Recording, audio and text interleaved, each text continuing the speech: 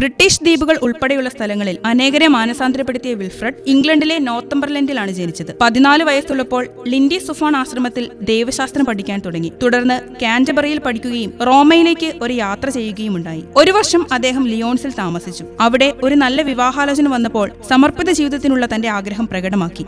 മടങ്ങി റോമിലെത്തി രക്തസാക്ഷികളുടെ കുഴിമാടങ്ങൾ സന്ദർശിച്ച് പ്രാർത്ഥിച്ചു. അതിനുശേഷം ലിയോൺസിലേക്ക് മടങ്ങി. അദ്ദേഹം ആർച്ച് ബിഷപ്പ് ഡെലഫീന്യൂസിന്റെ കൂടെ 3 കൊല്ലം താമസിച്ചു. 658 ആർച്ച് ബിഷപ്പിനെ ക്രിസ്തുവിരോധികൾ വധിച്ചു. പിതാവിനെ സംസ്കരിച്ച ശേഷം വിൽഫ്രഡ് ഇംഗ്ലണ്ടിലേക്ക് മടങ്ങി. ഡയറികളുടെ രാജാവ് അലഫ്രഡ് സന്തോഷപൂർവ്വം വിൽഫ്രഡിനെ സ്വാഗതം ചെയ്തു. മാത്രമല്ല ഒരാശ്രമത്തിന് വേണ്ട സ്ഥലവും അദ്ദേഹത്തിന് കൊടുത്തു. റിപ്പൺ എന്ന സ്ഥലത്ത് അദ്ദേഹം ഒരു ആശ്രമം ആരംഭിച്ചു. 664 വിൽഫ്രഡിനെ ലിൻഡി സുഫാണിലെ മെത്രാനാക്കി. 5 കൊല്ലത്തിന് ശേഷം അദ്ദേഹത്തെ യോർക്കിലേക്ക് മാറ്റി. അവിടെ അദ്ദേഹത്തിന് ദുഷ്ടരാജാക്കന്മാരുടെ ദുർമോഹങ്ങൾക്കും ലൗകികതയ്ക്കും മെത്രാന്മാരുടെ ഭീരുത്വത്തിനും വിശ്വാസികളുടെ അബദ്ധങ്ങൾക്കുമെതിരെ പോരാടേണ്ടി വന്നു. 2 പ്രാവശ്യം അദ്ദേഹം നാടുകടത്തപ്പെട്ടു. ഒരിക്കൽ കാരാഗ്രഹത്തിൽ അടയ്ക്കപ്പെട്ടു. അവസാനം അദ്ദേഹം വിജയം വരിച്ചു. അനേകം വർഷങ്ങളായി വന്നുകൂടിയ അഴിമതികൾ നീക്കി കത്തോലിക്ക ജീവിതം പ്രാവർത്തികമാക്കി. 709 ഒക്ടോബർ 12-ാം തീയതി ബിഷപ്പ് വിൽഫ്രഡ് തന്റെ സമ്മാനം വാങ്ങാനായി കർത്താവിംഗിലേക്ക് പോയി. മരണനേരത്ത് മാലാഖമാരുടെ മധുരമായ ഗാനങ്ങൾ ശ്രാവ്യമായിരുന്നുവെന്ന് ജീവചരിത്രകാരന്മാർ രേഖപ്പെടുത്തുന്നു. വിശുദ്ധ വിൽഫ്രഡ് ഞങ്ങൾക്ക് വേണ്ടി അപേക്ഷിക്കണമേ.